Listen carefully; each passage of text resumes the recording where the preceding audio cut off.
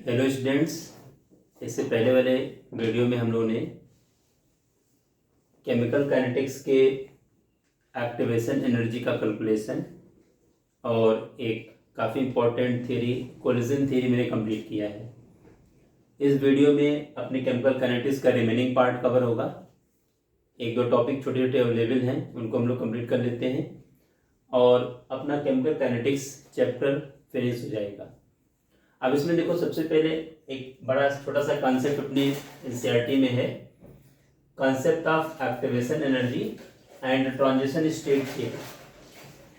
ये जो concept of activation energy and transition state theory का केस है, ये बिल्कुल इजी पार्ट है।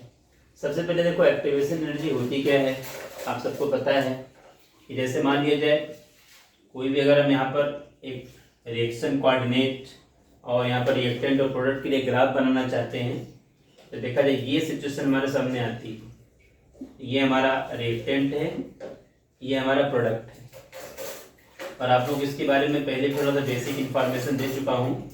यहाँ पर जो ये बीच में एनर्जी गैप आएगा, यही अपना देखा जाए डेल्टा एच है। ये रिएक्टेंट और प्रोडक्ट के बीच में एनर्जी का गैप। अब चूंकि प्रोडक्ट की एनर्जी लोअर है, रिएक्टेंट की हायर है, इसलिए डेल्टा एच की वैल्यू नेगेटिव में जाएगी यहाँ पर देखा जाए, और एनर्जी लिबरेट होगी। और दूसरे नंबर पे देखा जाए, अगर बाई चांस रिएक्टेंट की अगर वैल्यू लोअर है, प्रोडक्ट की हायर है, तो डेल्टा एच की वैल्यू पॉजिटिव में जाएगी, एंडोथर्मिक चेंज होगा।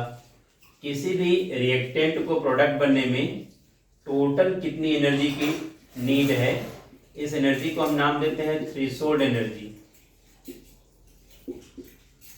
थ्रेशोल्ड एनर्जी जो कि हम पहले डिस्कस कर चुके हैं। और किसी भी रिएक्टेंट को प्रोडक्ट बनने में एक्स्ट्रा कितनी एनर्जी की नीड है, कितनी एनर्जी की रिक्वायरमेंट है, इसको हम नाम देते हैं एक्टिवेशन एनर्जी, और इसको हम लोग EA से शो करते हैं। तो हमारा पूरा कॉन्सेप्ट है concept of activation energy and transition state theory. इसका मतलब क्या हुआ, जैसे सपोज कर लीजिए कि मान लो कि हमारा H2 प्लस I2 ये दोनों आपस में रिएक्ट करके HI का फॉर्मेशन कर रहे हैं। तो अब जब H2 और I2 दोनों आपस में जब ये कोलाइड करेंगे, तो इस कोलिजन का इम्पैक्ट ये होगा कि जब तक दोनों की एनर्जी इस एक्टिवेशन एनर्जी के इक्वल, दोनों की एनर्जी इस एक्टिवेशन एनर्जी के इक्वल या इससे ज़्यादा एनर्जी नहीं रहेगी, तब तक हमारा प्रोडक्ट का फॉर्मेशन नहीं होगा। ये ध्यान रखना आप लोग। जैसे H2 plus I2 gives out 2HI। अब यहाँ पर क्या समझाना मैं चाह रहा हूँ कि पहले H2 और I2 आपस में कोलाइड करेंगे। कोलाइड करने का इम्पैक्ट ये आएगा कि दोनों की सिचुएशन जो आएगी, देखा जाए दोनों की रिएक्टेंट की एनर्जी इंक्रीज होते होते जब इस लेवल पर आएगी, यानी एक्टिवेशन एनर्जी के इक्वल या इससे ज़्यादा आएगी, तो उस सिचुएशन में देखा जाए एक ट्रांजिशन स्टेट का फॉर्मेशन होगा। इसको हम लोग transition state, intermediate, activated complex, कई नामों से याद रखते हैं हम लोग देखा जाए। तो उस सिचुएशन में हमारा जो रिएक्टेंट है, ये ना तो रिएक्टेंट रह जाएगा ना तो प्रोडक्ट बनेगा, इनके बीच की कंडीशन आती है। और उस सिचुएशन के बाद देखा जाए उसी कंडीशन में ओल्ड बॉन्ड हमारे ब्रेक होते हैं और न्यू बॉन्ड हमारे बनते हैं, और अल्टीमेटली जैसे ही एक्टिवेटेड कॉम्प्लेक्स या ट्रांजिशन स्टेट या इंटरमीडिएट बनता है, तुरंत देखा जाए ये प्रोडक्ट में चेंज हो जाता है। फिर वो रिएक्टेंट की तरफ मूव ना करके वो पूरा सिस्टम हमारा प्रोडक्ट बना देगा। यही अपने को समझने की जरूरत है। यही हमारा कॉन्सेप्ट ऑफ एक्टिवेशन एनर्जी है, या इसी को हम एंड ट्रांजिशन स्टेट थ्योरी का नाम दे रहे हैं। अब स्पेशली देखा जाए यहाँ पर, जैसे हम H और H के बीच में देखा जाए ये सिंगल बॉन्ड है, आयोडीन और आयोडीन के बीच में देखा जाए सिंगल बॉन्ड है, ये हमारे पास देखा जाए ये रिएक्टेंट है, ये रिएक्टेंट है। जब ये आपस में देखो ट्रांजिशन स्टेट का फॉर्मेशन करेंगे या आपका एक्टिवेटेड कॉम्प्लेक्स बनाएंगे, तो उस केस में क्या कंडीशन बनेगी कि H और H के बीच में देखा जाए ये बॉन्ड वीक होने लगेगा, I और I के बीच में भी देखा जाए ये बॉन्ड वीक होने लगेगा। साथ में ये देखा जाए यहाँ पर देखो ये बॉन्ड बनने लगेगा। मेरे कहने मतलब ये जो सिचुएशन हमारी है, ये कंडीशन यहाँ पर इतनी एनर्जी ऑप्ट होने के बाद ही बन सकती है या उससे ज़्यादा एनर्जी ऑप्ट होने के बाद बनेगी।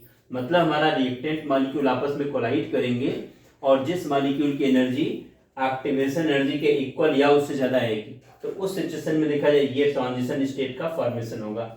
ये जो हमारे सामने है इसको हम ट्रांजिशन स्टेट का नाम देते हैं, ट्रांजिशन स्टेट का नाम देते हैं, या इसी को हम एक्टिवेटेड कॉम्प्लेक्स का नाम देते हैं, कॉम्प्लेक्स का नाम देते हैं, या इसी को देखा जाए हम लोग इंटरमीडिएट का भी नाम देते हैं। इन तीनों नामों में से कोई भी नाम अगर आपके सामने मिल रहा है तो आप इन तीनों को एक जैसा मानोगे। यहाँ पर देखा जाए ये बॉन्ड और ये बॉन्ड, ये ओल्डर बॉन्ड है, ये ब्रेक होने की सिचुएशन में जा रहे हैं, और ये बॉन्ड न्यू बॉन्ड है जो कि बनने की कंडीशन में जा रहे हैं। अब इस सिचुएशन में ना तो हमारा रिएक्टेंट है ना तो प्रोडक्ट है, उसके बीच की कंडीशन है। और इस स्टेज के बाद देखा जाए तुरंत फिर हमारा प्रोडक्ट देखो H और I के बीच में आपस में देखा जाए बॉन्ड बना देगा और ओल्ड बॉन्ड हमारे ब्रेक हो जाएंगे, न्यू बॉन्ड बन करके ये हमारा प्रोडक्ट बन जाएगा, ये हमारा प्रोडक्ट बन जाएगा। तो यही अपने को ध्यान में रखना है, कॉन्सेप्ट ऑफ एक्टिवेशन एनर्जी। और ये सिचुएशन तभी बनेगी जब रिएक्टेंट मॉलिक्यूल आपस में कोलाइड तो करें लेकिन इनके पास इतनी मिनिमम अमाउंट ऑफ एनर्जी जरूर आ जाए जो कि इनके एक्टिवेशन एनर्जी के इक्वल है या उससे ज़्यादा है। जब इतनी एनर्जी इनको मिल जाएगी उसके बाद ही देखा जाए आगे प्रोडक्ट का फॉर्मेशन होगा, अदरवाइज प्रोडक्ट का फॉर्मेशन नहीं होगा। तो प्रोडक्ट फॉर्म होने से पहले ये देखिए बीच में एक ट्रांजिशन स्टेट कंडीशन बनेगी, इसी को आप एक्टिवेटेड कॉम्प्लेक्स या इसी को आप इंटरमीडिएट ऐसे नामों से याद रखते हो, और इसके बनने के बाद हमारा प्रोडक्ट का फॉर्मेशन होगा। यही एक सिंपल सा कॉन्सेप्ट है, concept of activation energy and transition state theory. अब इसमें एक छोटा सा पॉइंट हमारा और बच रहा है, इफेक्ट ऑफ कैटलिस्ट, वो डिस्कस कर लेते हैं और अपना केमिकल काइनेटिक्स का पार्ट कंप्लीटली फिनिश हो जाएगा। तो इफेक्ट ऑफ कैटलिस्ट की बात थोड़ा सा कर लेते हैं। आप सबको इतना तो पता है कैटलिस्ट होते क्या हैं। कैटलिस्ट ऐसे रिएक्टेंट, ऐसे सब्सटेंस हैं जो रिएक्शन के रेट को इंक्रीज करते हैं, लेकिन फिर भी वो रिएक्शन में कंज्यूम नहीं होते। कंपोजिशन के अकॉर्डिंग, मास के अकॉर्डिंग वो रिएक्शन में कंज्यूम नहीं होते। तो ऐसे मटेरियल को हम कैटलिस्ट का नाम देते हैं। सरफेस केमिस्ट्री में कैटलिस्ट का डिटेल स्टडी होनी है, लेकिन यहाँ पर थोड़ा सा हमें डिस्कशन करना है effect of catalyst.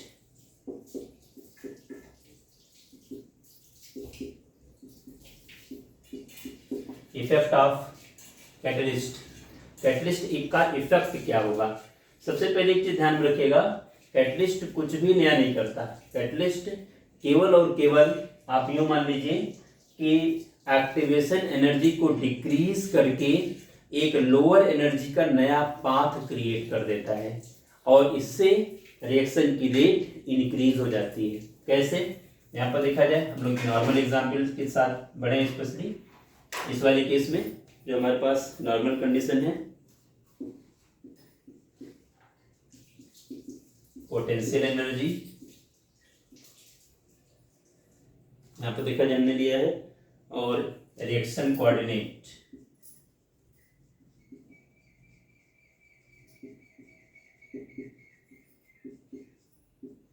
Reaction coordinate हमने ले रखा है। यहाँ पर फिर वही ग्राफ जैसा हमने बनाया था, देखो उसी के बेसिस पर बनाएंगे। ये रिएक्टेंट एंड प्रोडक्ट, ये जो हमारे सामने एनर्जी की वैल्यू है ये एक्टिवेशन एनर्जी की वैल्यू है, और यहाँ पर जो पूरा पूरा हमारा पाथ दिख रहा है, यहाँ पर देखो पाथ विदाउट कैटलिस्ट। अगर कैटलिस्ट नहीं है तो हमारे रिएक्टेंट को इतनी एनर्जी की रिक्वायरमेंट होगी, जब पूरी एक्टिवेशन एनर्जी के इक्वल या इससे ज़्यादा वैल्यू मिल जाएगी तब ये प्रोडक्ट बनाएगा। लेकिन अगर कैटलिस्ट अवेलेबल हो जाता है तो वो क्या करेगा, लोअर एनर्जी का एक नया पाथ क्रिएट कर देगा।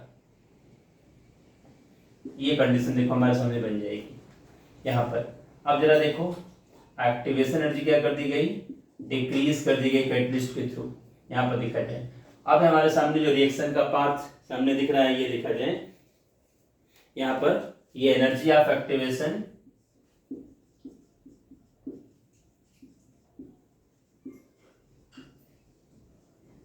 एक्टिवेशन एनर्जी विथ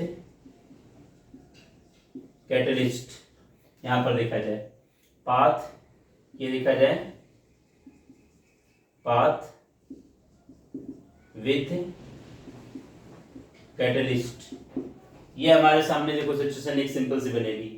अब यहाँ पर देखा जाए कैटलिस्ट का इफेक्ट क्या रहा, इसने केवल और केवल एक काम किया है, एक्टिवेशन एनर्जी को इसने डिक्रीज कर दिया और इसका इम्पैक्ट ये आएगा कि आगे रिएक्टेंट हमारा प्रोडक्ट में चेंज हो जाएगा आसानी से। अब आपको देखने से लग रहा है कि रिएक्टेंट के काफी कम मॉलिक्यूल इतनी एनर्जी गेन कर पाएंगे, तब जाकर के प्रोडक्ट बनेगा। और कैटलिस्ट ने लोअर एनर्जी का नया पाथ क्रिएट कर दिया, एक्टिवेशन एनर्जी को डिक्रीज कर दिया।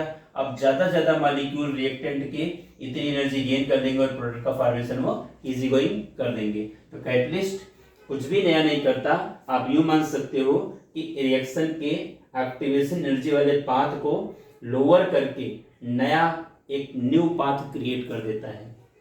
आपको ये ध्यान रखना है। अब आपको देखने से ही लग रहा होगा जितना ज्यादा एक्टिवेशन एनर्जी डिक्रीज होगी कैटलिस्ट के थ्रू, उतना ही ज्यादा रिएक्शन का रेट बढ़ेगा। अगर कोई कैटलिस्ट कम एक्टिवेशन एनर्जी को कम कर पाएगा तो उतना ज्यादा वो इंक्रीज नहीं कर पाएगा रेट को, और अगर कोई कैटलिस्ट देखा जाए एक्टिवेशन एनर्जी को देखा जाए ज्यादा डिक्रीज कर पाएगा तो रिएक्शन के रेट को और ज्यादा इंक्रीज कर देगा, मतलब काफी ज्यादा इंक्रीज करेगा। तो कैटलिस्ट की एक्टिविटी डिसाइड करेगी कि कौन कैटलिस्ट ज्यादा एक्टिव है। जो कैटलिस्ट एक्टिवेशन एनर्जी को जितना लोअर कर पाएगा, एनर्जी को जितना डिक्रीज कर पाएगा, उतना ही ज्यादा एक्टिव कैटलिस्ट होगा। ये ध्यान में रखने की जरूरत है। दूसरी बात देखा जाए, दो तीन चीजें इसमें और ध्यान में रखिएगा, एक तो डेल्टा जी पर इफेक्ट और डेल्टा एच पर इफेक्ट। ये भी हमारे सामने देखा जाए क्वेश्चन फॉर्मेट में कभी कभी आया है। कैटलिस्ट कभी भी डेल्टा जी या डेल्टा एच को चेंज नहीं करता, ये ध्यान रखना आप लोग हमेशा। कैटलिस्ट केवल और केवल एक्टिवेशन एनर्जी को डिक्रीज करता है। कभी भी ये देखा जाए यानी एंथैल्पी चेंज को, डेल्टा जी क्या हमारा एंथैल्पी चेंज है, तो कभी एंथैल्पी चेंज को की जो वैल्यू आती है उसको कम नहीं कर सकता, उसको चेंज नहीं कर सकता। Delta G Gibbs energy change है, प्रोडक्ट माइनस रिएक्टेंट है, इसको भी चेंज नहीं कर सकता। क्योंकि आपको देखने से ही लग रहा होगा इस केस में साथ में इक्विलिब्रियम कांस्टेंट की अगर हम बात करें, मान लो कोई रिएक्शन अगर इक्विलिब्रियम में है, इक्विलिब्रियम कांस्टेंट को भी हमारा कैटलिस्ट कभी चेंज नहीं कर सकता। क्यों? जितना फॉरवर्ड रिएक्शन के रेट को बढ़ाएगा उतना बैकवर्ड को भी बढ़ाएगा। ये यहाँ पर देखा जाए जो डेल्टा जी की वैल्यू है प्रोडक्ट माइनस रिएक्टेंट के लेते हैं या delta H product minus reactant को लेते हैं, तो दोनों साइड से सेम वैल्यू डाउन होगी, डिक्रीज होगी। इसलिए जो डिफरेंस क्रिएट होगा यानी गिब्स एनर्जी चेंज की का डिफरेंस आएगा, या यहाँ पर एंथैल्पी चेंज आएगा, या हमारे केसी की बात करेंगे, इक्विलिब्रियम कांस्टेंट की बात करेंगे, इनमें किसी को भी हमारा कैटलिस्ट चेंज नहीं करेगा, किसी को भी कैटलिस्ट चेंज नहीं कर सकता। इतना ही पूरा डिस्कशन हमें इस चैप्टर में करना था। अब अपने चैप्टर के पूरे टॉपिक कवर हो गए। अब इसमें न्यूमेरिकल्स करने के लिए आप लोगों को न्यूमेरिकल्स पर फोकस करना पड़ेगा, स्पेशली एक्टिवेशन एनर्जी वाले न्यूमेरिकल अच्छे से समझना, फर्स्ट ऑर्डर वाले न्यूमेरिकल्स अच्छे से करना, कॉन्सेप्ट बहुत अच्छे हैं, कैलकुलेशन पर ध्यान देना पड़ेगा आप लोगों को, और कुछ ऐसे सिंपल न्यूमेरिकल जहाँ पर हम इक्वेशन बना करके अपना रिजल्ट निकालते हैं, वो भी आप लोगों को ध्यान में रखने की जरूरत पड़ेगी। अब इसके आगे जो अगला वीडियो हमारा बनेगा वो स्पेशली इसके अगले वाले चैप्टर का बनेगा, सरफेस केमिस्ट्री का हम स्टार्ट करेंगे।